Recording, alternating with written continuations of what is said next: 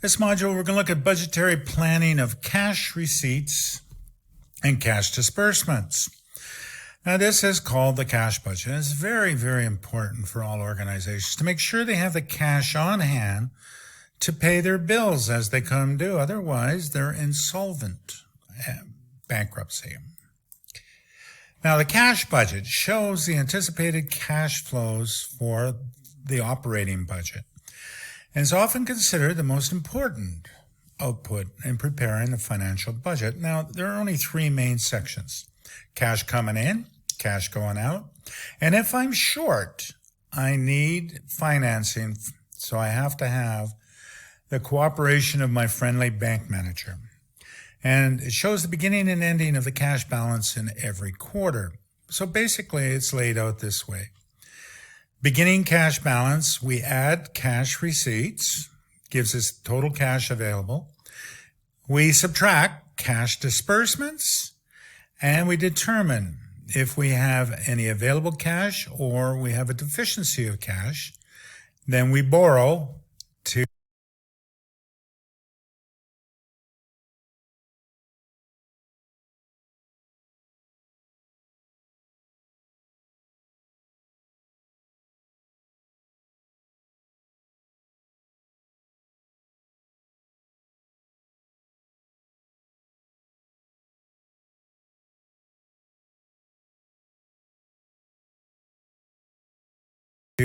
come up to an ending cash balance. Now, the cash receipts section shows the expected cash inflow from sales revenue. Okay, we also have cash inflow if we have bonds or shares, we get interest or dividends. We take that into consideration. Cash disbursements basically is for direct material, direct labor, and taxes, dividends, and the purchase of any assets. These are cash outflows. And the financing section shows when I need to borrow and when I need to repay. So the cash budget, though, unlike the operating budget that we went across the 4 quarters, the cash budget is prepared in sequence. That is, we must do quarter 1 completely, because the ending cash balance in quarter 1 is the beginning cash balance in quarter 2. And then we do quarter 2, and the ending cash in quarter 2 is the beginning cash in quarter 3. Okay, so it's often prepared for the whole year. All right, so for an example, we're talking about Hayes Company again. They're starting off with $38,000 cash at the beginning of the year. Now, again, here's management's policy. Management says we do not want to risk going below $15,000. So anytime you're below $15,000 at the end of any quarter, you must borrow to bring it up to $11,000. Now, where do we get our cash coming in? Well, from sales. And sales are cash sales, but then we also have credit sales. So from experience, management knows, in this case, that 60% of sales are collected in the quarter in which the sales occurred. 40% are collected in the following quarter. Now, we're starting the year off with accounts receivable from the year before of $60,000, and that is expected to be collected in full. There's also going to be a short-term investments will be cashed in for $2,000. So we then look at the cash flow, the direct material, cash outflow, the direct materials. Now, the direct materials are paid in the quarter purchase, 50% in the quarter purchase and 50% in the next quarter. The quarter accounts payable at the beginning of this year is $10,006, and that's expected to be paid. Direct labor is paid in the quarter in which they worked. Manufacturing overhead and selling and admin are items that are paid in that quarter, but in each one of those budgets, we have depreciation. And depreciation is a non-cash expense. So we must separate or break that out. And we plan to purchase a truck in the second quarter for $10,000 cash. We make equal quarterly payments of income taxes, and loans that I borrow from the bank are repaid in the earliest quarter when there's sufficient cash, that is, more than $15,000. So therefore, the first thing we have to do is look at the timing of the cash coming in, the accounts receivable. It's stated that we're beginning the year off with $60,000 in accounts receivable. Now, first quarter sales from the sales budget is $180,000. I collect $60,000, 60%, of that $180,000 or $108,000 in quarter one. So the total amount coming in quarter one is $168,000. In quarter two, I collect the other 40% of the first quarter's sales. And I collect 60% of the second quarter sales. And so therefore, my total cash in quarter two is $198,000. I'll do the same thing, quarter three, quarter four, and there I have the timing of my cash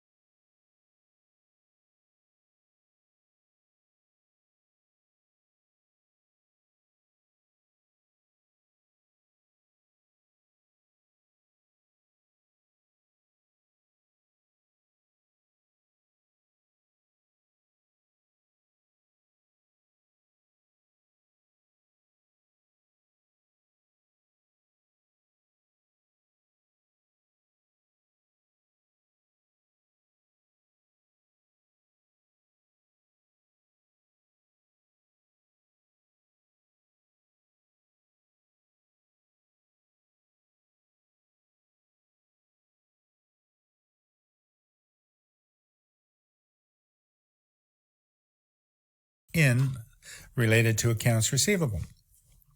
Now I do the same with the cash disbursements related to accounts payable. I have accounts payable of $10,000. Now it says that my direct material budget paid purchases in the first quarter was $25,200. I pay half in the first quarter and half in the second quarter. So in the first quarter, total payment is $23,200.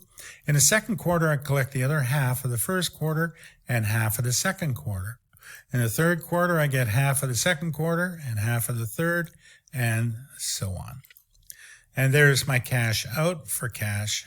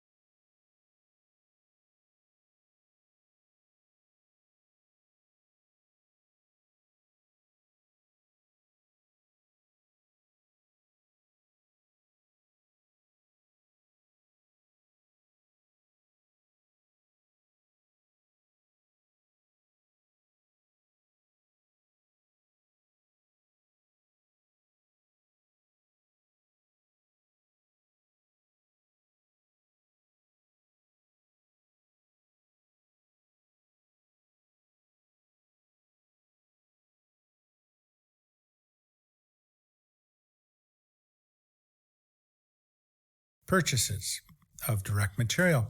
So I start off. Here I have, and I do sequentially again, quarter one, opening balance, $38,000. In comes collection from customers, $168,000. Sale of securities, $2,000. So I have total receipts of $170,000.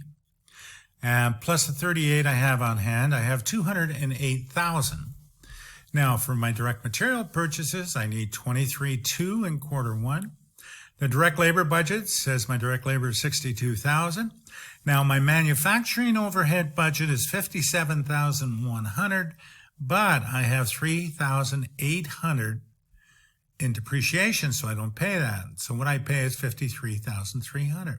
Same with selling admin. I don't pay the depreciation on that. I pay $41,000. Income tax expense, he said $3,000 each quarter. So I need $182,000. I have $208,000. I have $25,500 at the end of quarter one. I do not have to borrow. I don't repay. I start quarter two off with $25,500. Income's $198,000. I have a total $223,500. Out goes $27,200, and so on. Back out the depreciation again in quarter two for the manufacturing overhead and depreciation for the selling and admin. I'm going to purchase a truck in the second quarter. I pay taxes. My disbursements are $211,000. I have $223,000. So my balance is $12,000, which means I'm below the $15,000. So I borrow $3,000.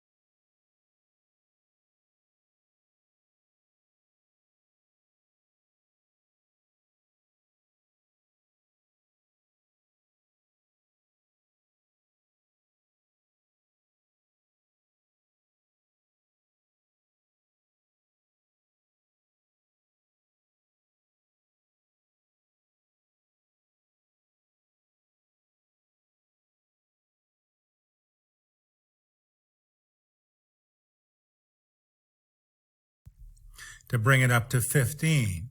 I start quarter three with the 15,000. Income's 228, out goes 220. I have 22,500, and I pay back the 3,000 plus 100 in interest. And I have an ending balance of 19,400. I start off the fourth quarter with 19,400, and I continue on that way. And that's how I produce the cash budget.